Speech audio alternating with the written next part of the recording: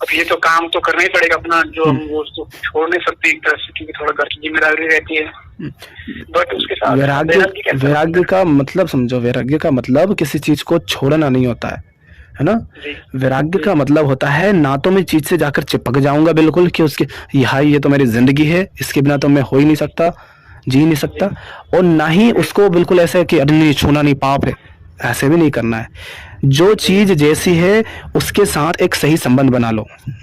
वस्तु हो, व्यक्ति हो, विचार हो, पुस्तक हो, जो भी खेल हो, हर चीज के साथ एक सही संबंध बनाने को वैराग्य कहते हैं। वैराग्य का मतलब न राग न द्वेष। एक होता है राग, मतलब बिल्कुल उसकी तरफ आकर्षित हो रहे हैं, खींचे चले जा रहे हैं, और एक होता है द्वेष कि बिल्कुल नहीं, छूना भी नहीं है।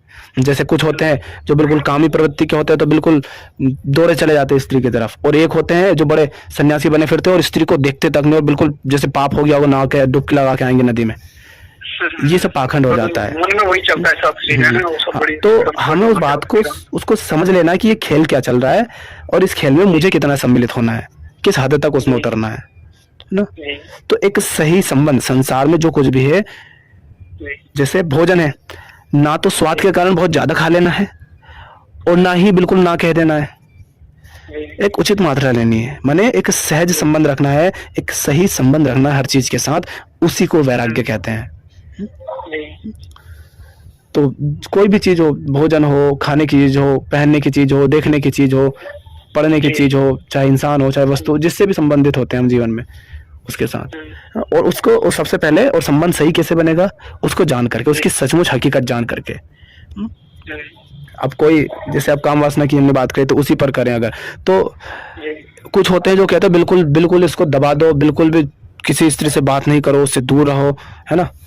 पुरुष से ये कहा जाएगा, क्यों तुम उस काम वासना को समझाओ नहीं, ये चीज कहाँ है, ये कहाँ से आ रही है, क्यों आ रही है, क्यों होती है, ये क्यों दी है, क्योंकि अगर वो अगर बिल्कुल नरक पाप ही है तो होती नहीं। और फिर ये भी नहीं करना है कि बिल्कुल उसी में डूब गए ना, तो हमें उसको जानना है कि चीज क्या है और इसका सही संबंध क्या है, इसके साथ सही संबंध क्या रखा जाए, है ना। तो ये देखना। तो वैराग्य का मतलब ये नहीं घर छोड़ दिया, वो पकड़ लिया, मतलब भाग गए, ये नहीं।